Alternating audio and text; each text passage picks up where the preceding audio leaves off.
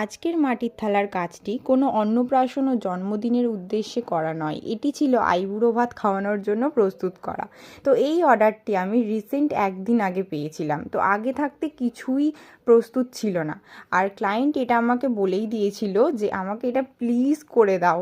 তো একদিনের জন্য আমি কোথায় যাব?